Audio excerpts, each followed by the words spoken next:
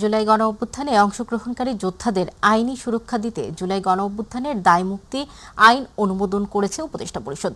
বিকেলে রাজধানীর foreign service একাডেমিতে সমসাময়িক ইস্যুতে আয়োজিত এক ব্রিফিংয়ে এ তথ্য জানান আইন উপদেষ্টা অধ্যাপক আসিফ নজরুল। তিনি বলেন, জুলাই আগস্টে অভ্যুত্থানকারীদের বিরুদ্ধে ফৌজদারি মামলা থাকলে তা প্রত্যাহারের সিদ্ধান্ত নিয়েছে অন্তর্বর্তী সরকার।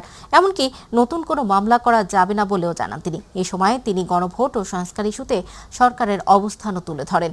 এছাড়া বিসিবিতে সৃষ্ট জটিলতা নিয়েও সাংবাদিকদের প্রশ্নের জবাব দেন।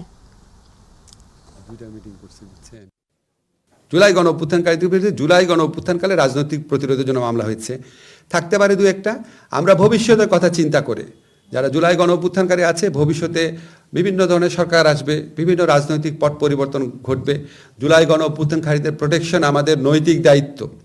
আজকে আমরা বাংলাদেশে যে মুক্ত বাতাস পাচ্ছি, গণতন্ত্র পাচ্ছি, হিউম্যান রাইটস পাচ্ছি, আমাদের এই সমস্ত কিছু হচ্ছে জুলাই গণ অভ্যুত্থানকারীদের আত্মত্যাগের ফসল।